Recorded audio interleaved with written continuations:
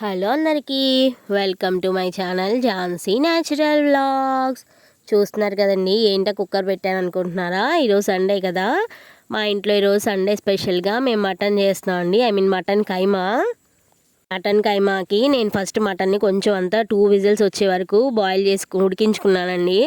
నార్మల్గా మీరు అనుకోవచ్చు ఏంటి కైమాని కూడా ఉడికించుకోవాలా అని చెప్పేసి.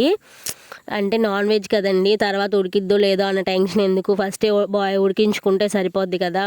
నాన్ వెజ్ అంటే మంచిగా ఉడికించుకొని తింటేనే మనకు డైజెషన్ అవుద్ది. అదే వెజిటేబుల్స్ అయితే అది సరిగ్గా ఉడికినా ఉడకపోయినా పర్వాలేదు. సో అందుకని మేము ఏదైనా ఫస్ట్ బాయిల్ చేసుకుంటామండి నాన్ వెజ్ అనేది. ఇక్కడ చూస్తున్నారు కదండి, నేను మటన్ కైమా కోసం ఓన్లీ 2 ఆనియన్సే కట్ చేసుకున్నానండి. ఎందుకంటే మా ఇంట్లో ఎక్కువ గ్రేవీ సేల్ అవ్వదు. అండ్ ఇంకా దీంట్లో కొంచెం అంతా కొబ్బరి మిక్సీ చేసి వేసాము. కొబ్బరిలోనే జీడిపప్పులు కూడా వేసానండి. జీడిపప్పులు కూడా వేసి గ్రైండ్ చేసేసి వేసాను. సరే కదండి, ఇక్కడ ఆనియన్స్ కొంచెం అంతా ఫ్రై చేసుకుంటున్నాను. ఆనియన్స్ ఫ్రై అయిన తర్వాత దీనిలోనే కొంచెం అంతా అల్లం వెల్లుల్లిపాయ పేస్ట్ వేసుకున్నానండి.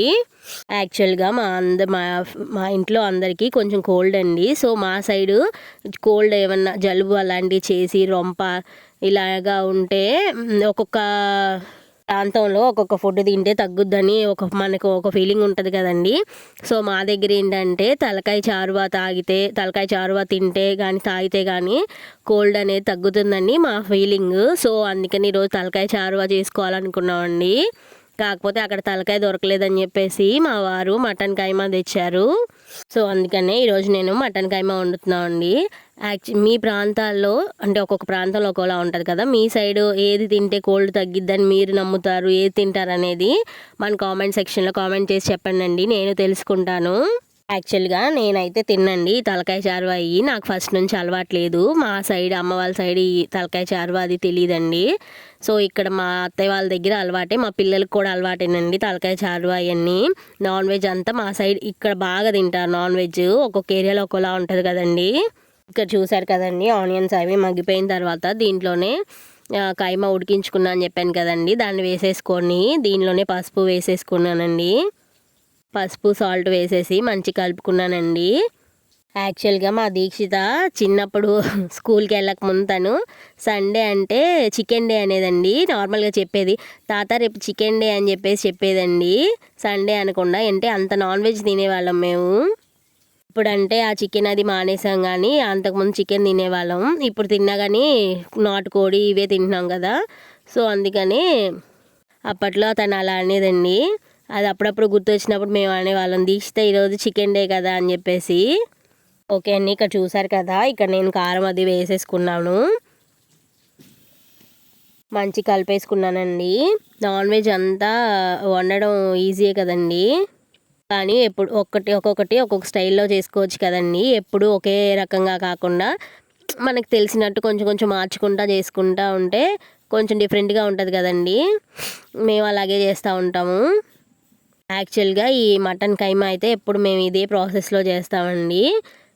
మ్యాక్సిమం ఈ మటన్కి కాంబినేషన్గా మేము కొబ్బరి అన్నం వండుతామండి. కొబ్బరి అన్నం కూడా బాగుంటుంది మటన్లోకి. సో ఈసారి మాత్రం కొబ్బరి అన్నం చేయలేదండి, ఓన్లీ వైట్ రైస్ అండ్ ఇది. అండ్ ఇంకా దీంట్లో కొబ్బరి ఇంకా జీడిపప్పు వేసాం కదండి, గ్రేవీ కూడా మంచిగా వస్తుంది. గ్రేవీ ఎక్కువ కావాలనుకున్న వాళ్ళు అలా ట్రై చేయొచ్చు. కొబ్బరి ఇంకా జీడిపప్పు గ్రైండ్ చేసి వేసుకుంటే మంచి గ్రేవీ కూడా థిక్గా వస్తుందండి. టేస్ట్ కూడా బాగుంటుందండి, జీడిపప్పులు వేస్తాం కదా. అండ్ ఇంకా దీంట్లో మసాలా పౌడర్ కూడా వేసుకున్నానండి. నార్మల్గా మేమైతే తక్కువే తింటామండి మసాలాలు అవి. పిల్లలు కూడా ఉంటారు కదా, చాలా తక్కువగానే వేసుకుంటామండి. చూడండి, ఇక్కడ నేను చెప్పాను కదా కొబ్బరి అండ్ ఇంకా జీడిపప్పుల పేస్ట్ వేసామండి. గ్రేవీ మాత్రం బాగా వస్తుంది అండ్ ఇంకా థిక్గా కూడా ఉంటుందండి. ఎవరైనా ట్రై చేయకపోతే ఒకసారి ట్రై చేయండి, బాగుంటుంది, టేస్ట్గా ఉంటుంది. ఆల్రెడీ నేను కైమా ఉడకబెట్టి ఉంచుకున్నాను కదండి, దానిలో వచ్చిన వాటర్ని కూడా కొంచెం దీంట్లో వేసుకున్నాను. ఈ గ్రేవీలో కొంచెం ఎక్కువగా గ్రేవీ కావాలనుకున్న వాళ్ళు ఇలా ట్రై చేయొచ్చండి, చాలా బాగుంటుంది. మనకి క్లైమేట్ బాగా చల్లగా ఉంటుంది కదండి, మా సైడ్ అయితే చల్లగా ఉంటుంది. దానివల్ల ఏమో క్లైమేట్ చేంజెస్ వల్ల సీజనల్గా కోల్డ్ కాఫ్లు ఫీవర్స్ వస్తున్నాయండి. మీ దగ్గర ఎలా ఉంటుంది క్లైమేట్ అనేది చూస్తున్నారు కదండి. ఇక్కడ ఫైనల్గా కొత్తిమీర వేసుకున్నాను. కాసేపు ఉడికించుకోవాలండి. ఆయిల్ అంతా పైకి తేలే వరకు. మనకి ఏ కన్సిస్టెన్సీలో గ్రేవీ ఉంటే బాగుంటుందని అనుకుంటాం కదా, అంటే మన ఫ్యామిలీ ఎలాగ తింటారనే దాన్ని బట్టి ఆ కన్సిస్టెన్సీలో గ్రేవీ ఉంచుకుంటే సరిపోద్దండి. మా ఇంట్లో అయితే గ్రేవీ తక్కువగా తింటారు కదా, సో మేము ఇంకా బాగా దగ్గర పడే వరకు ఉడికిస్తానండి. ఇది చాలా తొందరగానే అయిపోద్దండి, ఎందుకంటే మనం ఆల్రెడీ 2 విజిల్స్ వచ్చే వరకు కైమాని ఉడికించుకున్నాం కదా, సో అందుకనే చాలా ఈజీగా అయిపోద్ది. ఇంకా మన ఛానల్ ఎవరైనా సబ్స్క్రైబ్ చేసుకోకపోతే సబ్స్క్రైబ్ చేసుకోండి ప్లీజ్ అండి, సపోర్ట్ చేయండి. సబ్స్క్రైబ్ చేసుకొని వాచ్ చేయండి. ఈరోజు సండే స్పెషల్గా మీరేం చేసుకున్నారనేది మన కామెంట్ సెక్షన్లో కామెంట్ చేసి చెప్పండి.